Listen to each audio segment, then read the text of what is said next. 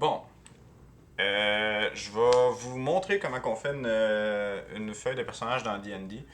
Donc, en gros, vous allez voir, c'est très simple. C'est sûr que ça se fait généralement mieux avec les informations du manuel des joueurs et le manuel des joueurs, en gros. Là.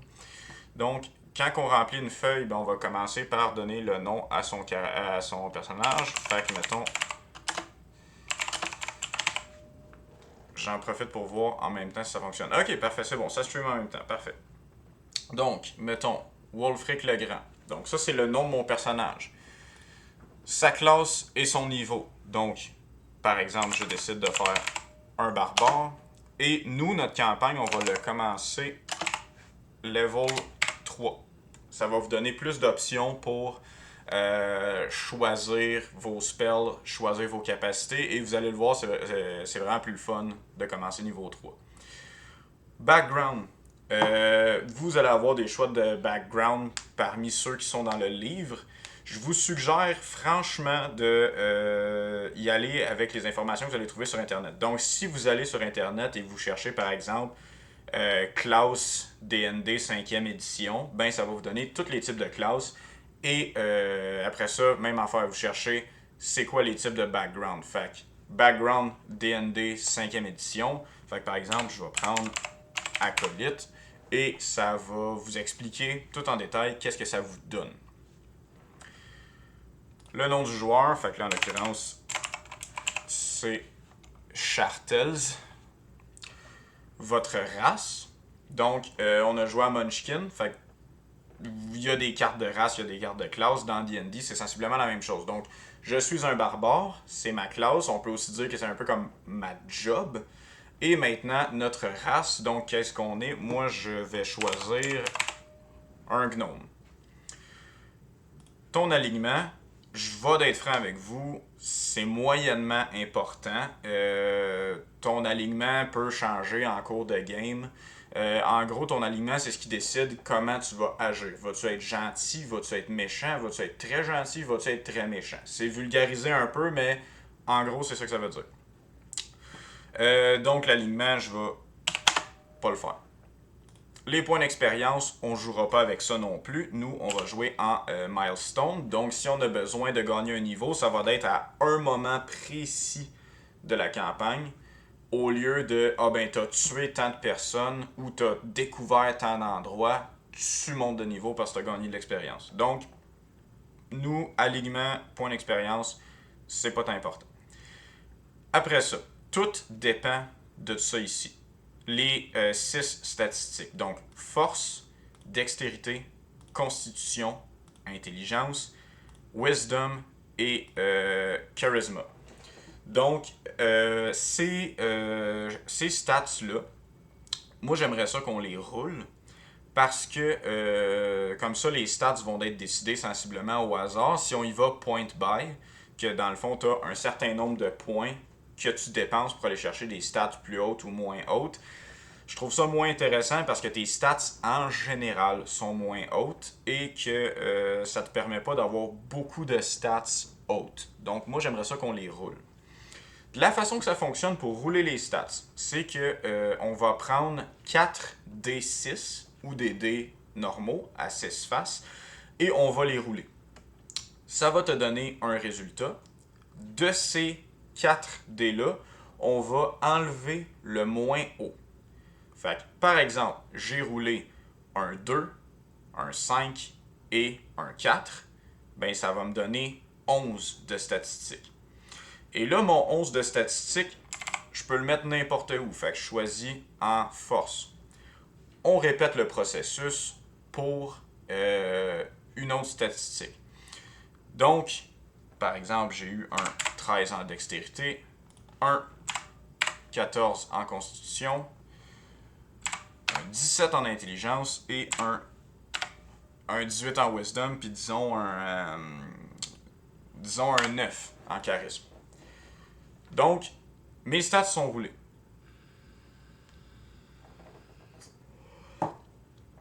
Après ça, une fois que les stats sont roulés, ben c'est pas coulé dans le béton. On regarde c'est quoi nos stats. Fait que par exemple, En Wisdom, j'ai 18. Ben moi, je joue un barbare. Un barbare avec 18 en Wisdom, ça sert absolument à rien. Donc, je peux m'amuser à les placer où je veux. Donc moi, un 18, je préférerais le mettre en force pour un barbare. C'est ce qui est plus intéressant.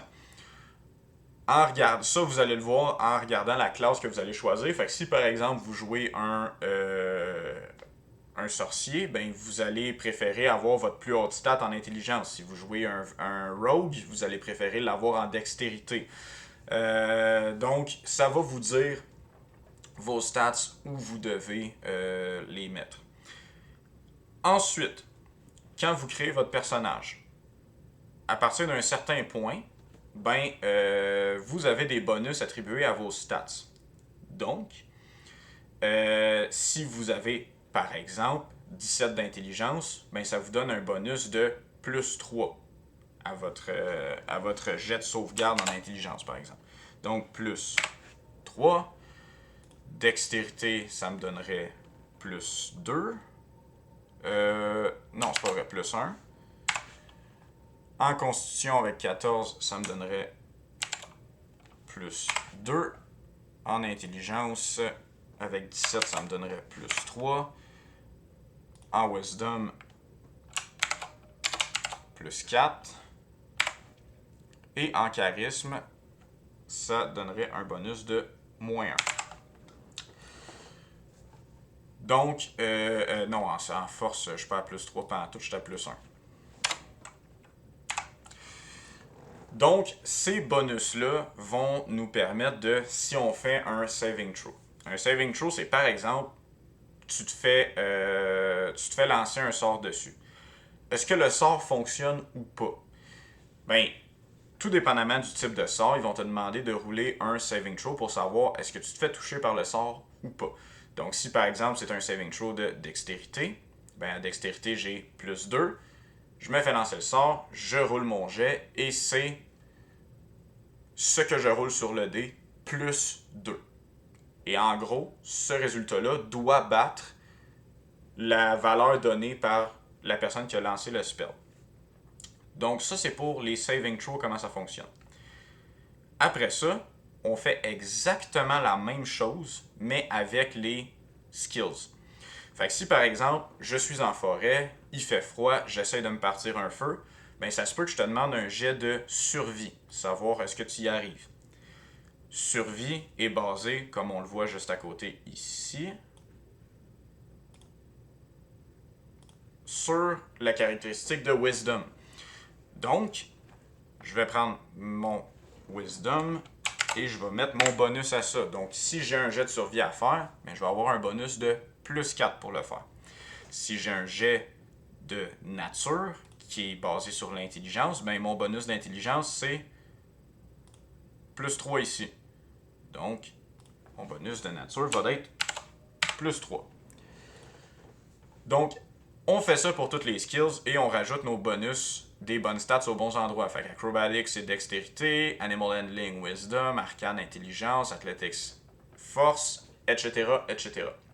Donc, vous marquez vos bonus ici aux bons endroits que vous avez besoin. Maintenant, je vais vous parler des proficiency. Proficiency, ça veut dire t'es particulièrement bon à ça. Fait que si par exemple en survie j'ai plus 4, c'est déjà bon, mais je choisis ou je me fais donner la proficiency en survie. Alors, je coche proficiency et là mon bonus n'est pas plus 4. Il est plus 6.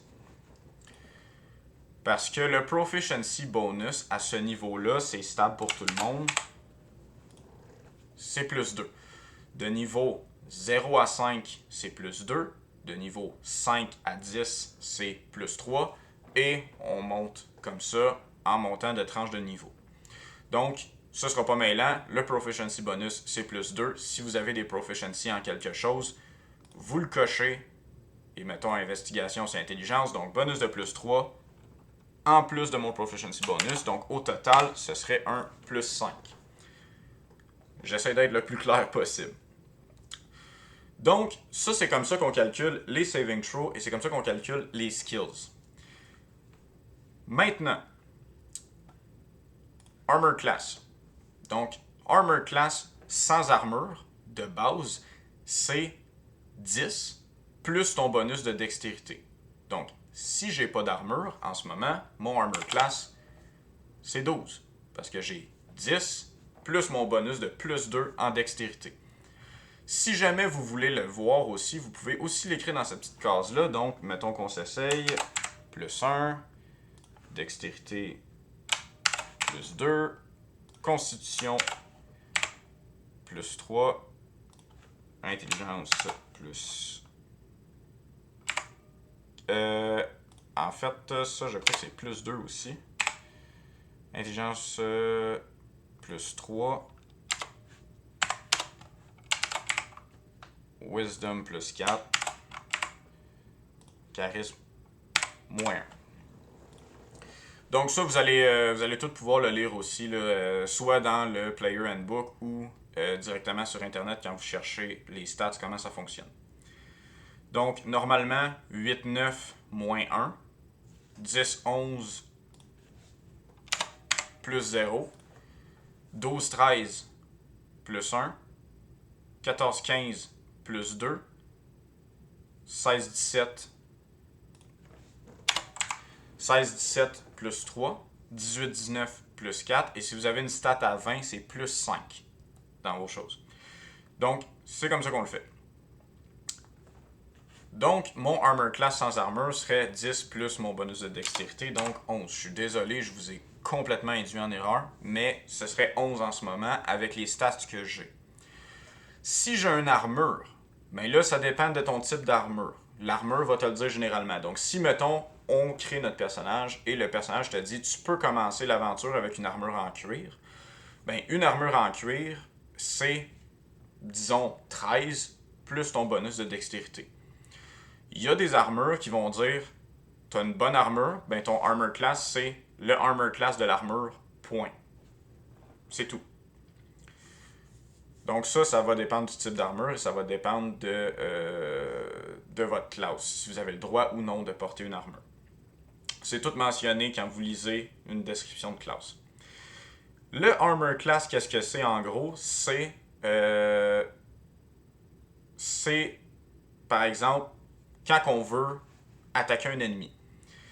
Ben, tu dois rouler ton dé et tu dois faire ton résultat total, donc ton résultat sur le dé, ton bonus d'attaque doit être supérieur ou égal au armor class de la personne que tu essaies de toucher. Fait, par exemple, quelqu'un essaierait de vous toucher ou de me toucher en ce moment, doit que son résultat sur le dé et son bonus d'attaque additionné ensemble soient égal ou supérieur à 11. Donc, quand on roule un D20, 11, c'est facilement atteignable avec un bonus d'attaque. Donc, idéalement, on veut le armor class le plus élevé possible. Pour ce qui est de l'initiative, c'est pas mêlant, c'est le bonus de proficiency et le bonus de dextérité. Donc, en l'occurrence, plus 1 en dextérité, plus 2 en proficiency bonus. Mon initiative serait à plus 3. L'initiative, c'est ce qui détermine l'ordre des tours en combat. Donc, au début d'un combat, je vais dire rouler l'initiative, tout le monde roule un D20 et ajoute son modificateur d'initiative. Celui qui a le plus haut total commence, celui qui a le plus bas total termine. Et c'est en ordre décroissant. Donc, le plus haut en premier, le deuxième plus haut, le troisième plus haut, jusqu'à temps qu'on arrive en bas. Donc, ça, c'est pour l'initiative. Speed, c'est une valeur donnée. Ça dépend énormément de la race que vous choisissez. Donc, étant gnome, moi je sais, j'ai 25 pieds. Ben, je vais dire 25. Tout est calculé en pieds. J'ai 25 pieds de mouvement. Donc, quand on sort une battle map, chaque case est 5 pieds. Donc, dans un tour, j'ai le droit de me déplacer de 5 cases, dans peu importe la direction. Là, c'est parce que je joue un gnome, mais généralement, une movement speed, c'est 30 pieds pour 90% des classes du jeu. Donc, ça c'est pour ce qui est du speed. Maintenant, les hit points. Donc ça, c'est vos points de vie. Les points de vie, c'est calculé en fonction de votre constitution. Donc, vous roulez... je vais vous demander de rouler vos points de vie aussi. Ou peut-être que pour le niveau 3, je vous le demanderai peut-être pas. Je vais peut-être vous demander de prendre la stats moyenne. Non, c'est pas vrai. Je vais vous demander de rouler. C'est plus cool comme ça. Donc, chaque classe a un nombre de points de vie qu'il peut avoir qui est déterminé par un dé propre à cette classe-là. Fait que moi, je donne un exemple. Étant barbare, c'est un dé 12 que je dois rouler. Donc, je roule le dé 12 et ça me donne un résultat. Fait que par exemple, 8. Parfait. Je roule 8 une fois. Prochain dé pour le niveau 2, parce que là vous êtes niveau 3, donc prochain dé pour le niveau 2, je roule un 4. Ok, j'étais à 12 points de vie. Et ensuite, par après, je roule un 12.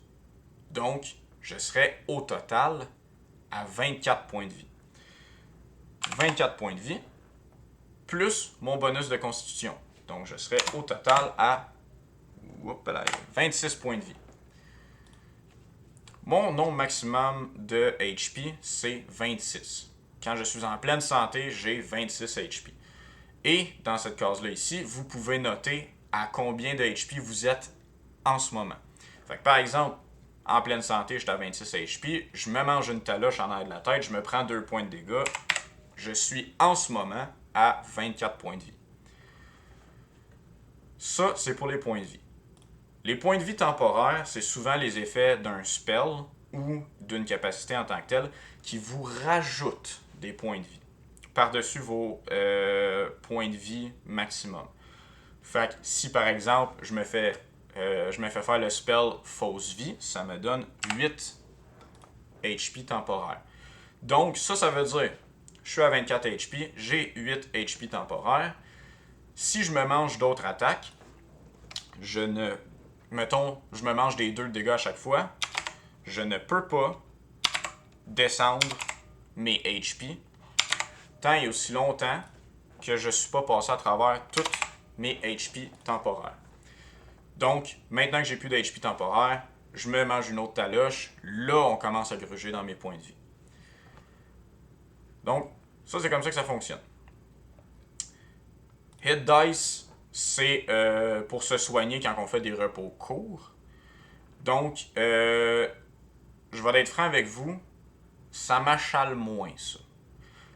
Donc, je vais vous l'expliquer en gros, là, mais tout dépendamment de la classe que vous prenez, quand vous faites un repos court, vous pouvez reprendre des points de vie en roulant un nombre de dés donné. Donc, je crois que pour Barbare, c'est 4 des 12, mais je suis pas sûr. Cette partie-là, je vous la reconfirmerai en temps et lieu. Les death save. Comment que ça fonctionne? En gros, quand vous tombez à 0 point de vie, vous entrez dans un coma, si on veut, dans une période entre la vie et la mort. Pour revenir à la vie, soit que quelqu'un vous soigne, ou soit que vous roulez un dé à chaque fois que c'est votre tour, et vous essayez de soit survivre, ou l'autre option, c'est que vous mourrez tranquillement pas vite. Donc, on est en combat. On fait l'initiative au complet. On arrive à mon tour, je roule un dé. Je dois, sur le dé, être à plus que 10 pour un succès ou moins de 10 pour un échec. Premier tour que je roule un 11, succès. Deuxième tour, je roule un 8, échec. Tour d'après, je roule un 17, succès. Tour d'après, je roule un 19, succès. Donc, en faisant ça, j'ai 3 succès. Je suis maintenant stable. Je ne peux pas mourir complètement, à moins que quelqu'un vienne me varger dessus. Généralement, les DM sont gentils, ne feront pas ça. Si vous avez, au lieu de 3 succès, 3 échecs, vous êtes mort définitivement. Vous ne jouez plus, vous êtes mort. Il y a des moyens de vous ramener à la vie. Les DM, généralement, sont gentils, vont s'arranger pour que vous puissiez revenir à la vie, mais généralement, on essaye que non. Donc, si vous avez un allié qui est en danger et que vous savez qu'il y a beaucoup d'échecs dans ses death saves, il faut le soigner au PC. Cette partie-là ici, c'est selon votre background qui vont vous donner des types de personnalités, des types d'idéaux, des liens et des défauts. Étant donné qu'on est tous des joueurs d'impro, j'ai pas envie qu'on s'en serve et j'ai envie que vous me surpreniez. Donc, votre personnage est de telle façon, vous êtes au courant de votre backstory à vous, vous pouvez vous servir de cette partie-là ici pour vous écrire des petites notes. Fait que par exemple, dans mes défauts, mange du béton, ben, vous pouvez vous garder une petite note comme ça, comme de quoi que votre personnage, son plus grand défaut, c'est qu'il mange du béton. Mais, somme toute, j'ai pas trop envie qu'on se serve de ces parties-là. Juste m'assurer que... Ok, normalement, tout fonctionne pareil, vous m'entendez encore. Génial. Maintenant,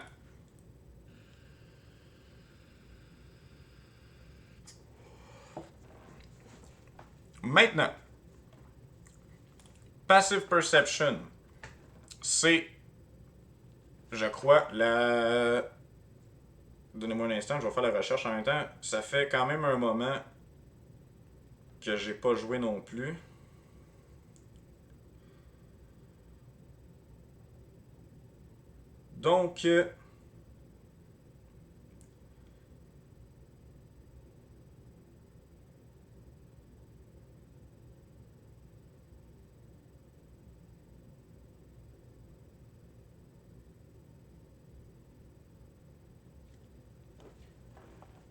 Donc, c'est 10 plus votre modificateur de Perception. Ici. Donc, normalement, c'est votre bonus de Wisdom. Fait que, par exemple, qu'on le calcule, 10 plus mon modificateur de Wisdom plus 4. Donc, ce serait 14 de Passive Perception. Si je suis Proficient en Perception, je me rajoute un plus 2. Donc, par exemple, que là, on le fait parce que généralement, on veut ça. Plus 6. Donc, ce serait 10 plus 6, Passive Perception de 16. En gros, Passive Perception, c'est si par exemple, il se passe quelque chose proche de vous, ça se peut que je vous demande deux choses. Soit faites-moi un jet de perception pour savoir si vous vous en rendez compte et si vous le voyez, ou si ça se passe, disons, dans votre vision périphérique, que je vous demande c'est quoi votre Passive Perception. Puis dans ma tête, je vais avoir un chiffre. Fait que par exemple, je dis le DC à battre, c'est 14. Si vous avez plus que 14, ben je vais vous dire, vous voyez ce qui se passe là. Ceux qui ont en dessous de 14, vous ne le voyez pas, vous vous en rendez pas compte. Donc, Passive Perception, c'est comme ça que ça fonctionne. Cette section-là ici, c'est vos autres proficiencies et vos langages. Fait que, par exemple, je suis un gnome, je crois que j'ai le droit à parler quelques langages. Généralement, on parle le commun. Le commun, c'est la langue que tout le monde parle. Donc, naturellement, vous parlez le commun. Si jamais vous parlez d'autres langages, ben vous l'écrivez ici. Fait que si votre classe vous dit, par exemple, ben vous avez le droit de parler deux langues supplémentaires, ben je peux dire, parfait, je vais parler l'elfique et je vais parler le nain. Fait que comme ça, si j'ai une discussion avec un elfe, je peux parler en elfique avec l'elfe et il y a juste moi et juste l'elfe qui va me comprendre. Donc, ça, c'est comme ça. Other proficiencies, ben, c'est d'autres choses. Si, par exemple, vous êtes proficient dans les outils de voleur, ben, vous pouvez l'écrire. Outils de voleur. Donc, vous allez pouvoir crocheter des serrures et vous servir d'un kit de voleur à son plein potentiel. Donc, cette partie-là, je vous l'expliquerai une autre fois, mais pour la feuille de personnage, on note ici les proficiencies et les langues qu'on parle. Pour les attaques, donc, étant barbare, on note nos attaques. Fait que si par exemple, moi je me bats, disons, avec une massue, mais je vais me battre avec une massue. Mon bonus d'attaque, c'est la stats que cette arme-là utilise. Il y a deux types de stats que les armes utilisent. Donc, la dextérité pour certains types d'armes et la force pour d'autres types d'armes. Moi, généralement, je vais utiliser la force. Mon bonus de force est à plus 0. Donc,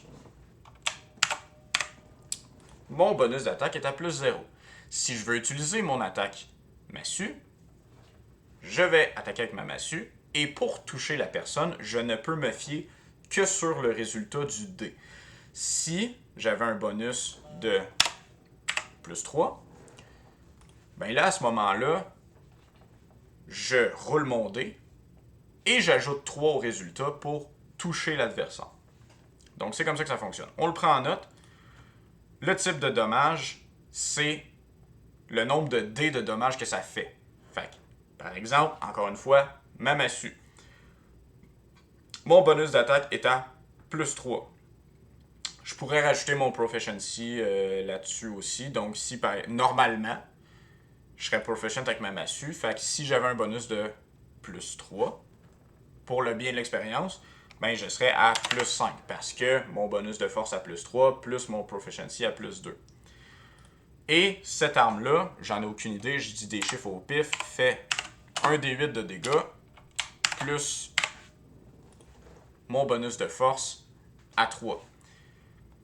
Donc, j'attaque avec la massue, je roule un 12 et j'ajoute 5. Donc, en tout, j'ai 17 pour toucher.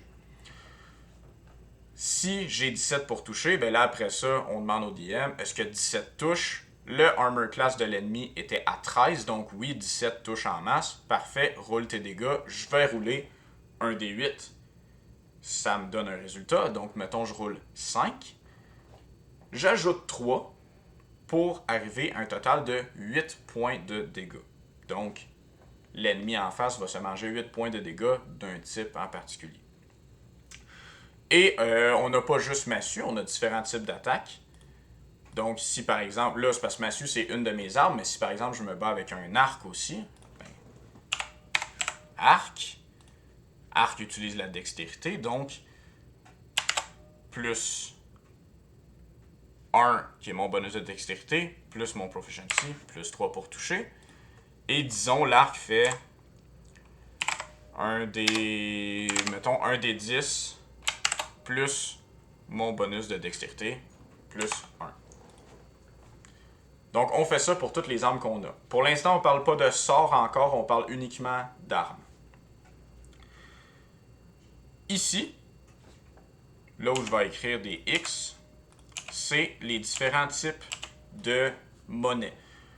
Pour le bien d'une campagne de D&D, on va se servir uniquement que des pièces d'or, parce que un moment donné, de dire ah ben tant de pièces de cuivre, ça fait tant de pièces d'argent, puis tant de pièces d'argent, ça fait tant de pièces d'or, ben un moment donné, c'est compliqué pour rien, tout va fonctionner avec des pièces d'or, donc vous, ce qui est important, c'est les pièces d'or. Et dans l'équipement, vous marquez ce que vous avez. Fait que par exemple, votre personnage a une massue, génial, a un arc, on l'a déjà noté, ça on l'a, fait écrivez massue, arc à ce moment-là. Votre nombre de flèches pour votre arc. Est-ce que vous avez des outils de voleur? Est-ce que vous avez de la corde? Est-ce que vous avez est-ce que vous avez ça? Mais prenez en note votre armure. Fait que si c'est une armure de cuir, marquez armure de cuir. Et généralement, cet équipement-là, c'est votre starting equipment qui va vous être mentionné dans votre fiche dans votre soit livre des joueurs ou sur Internet, quand vous regardez par exemple, ben, un barbare a le droit de commencer avec ça et avec ça. Donc, vous le prenez en note ici. Je vous avoue que généralement, c'est plus facile à remplir avec le livre à côté de nous. Mais si vous voulez prendre de l'avance puis le faire déjà un peu, ben vous pouvez le faire. Pour ce qui est des features and traits, ben là, vous écrivez tout ce que vous voulez par rapport à votre personnage. Fait que, est-ce qu'il y a une capacité de, par exemple, moi étant un gnome, ben je peux utiliser une capacité qui me permet de créer une petite illusion. Ben ça, je vais le marquer ici. Fait que, petite illusion. Après ça, on va dire j'ai je sais pas vite de même ça me vient pas là, mais disons la capacité de fusionner avec la pierre. Mettons. Ben, toutes ces affaires-là, on va toutes les marquer ici pour dire que, ok, parfait, ben, je peux faire ça, je peux faire ça, je m'en rappelle, je comprends. Donc, on marque ça ici. Pour l'instant, je vais vous apprendre comment faire ça. Et la suite des choses, ça va être de vous apprendre comment faire des spells, comment choisir ces spells, comment les spells fonctionnent. Ça, je préfère vous l'expliquer en personne parce que c'est un petit peu plus tricky. Fait que ça, je vais vous l'expliquer quand on va se voir la première fois. Mais pour l'instant, pour remplir une feuille de personnage, c'est comme ça que je veux que vous le fassiez. Et après ça, prochaine étape, ça va être de rouler vos stats. Donc, j'aimerais ça, si vous voulez, de m'envoyer les résultats de vos stat rolls. Et pas obligé de me dire où vous les placez quand vous créez votre feuille de personnage, mais au moins que je sache, ok, vous avez tel stat, tel stat, tel stat. Ben, si vous m'arrivez le jour J puis vous avez juste roulé des 19, de un, je vous croirais pas. Puis deuxièmement, ben, vous allez avoir moins de fun. Parce que si vous êtes bon dans tout, vous jouez pas, vous gagnez, puis ça vous enlève un peu du facteur de risque. Donc, j'aimerais ça que vous m'envoyiez vos différentes stats que vous avez roulées. Donc, c'est comme ça qu'on fait pour créer une feuille de stats de personnage dans D&D. Fait que, pour vrai, allez chercher les différents types de classes dans le D&D 5e édition. Lisez un petit peu la description de la classe. S'il y en a une qui vous parle, choisissez cette classe-là. Puis si vous avez des questions, écrivez-moi, ça va me faire plaisir de regarder ça avec vous. Fait sur ce, ben amusez-vous bien, puis on se voit bientôt pour le D&D.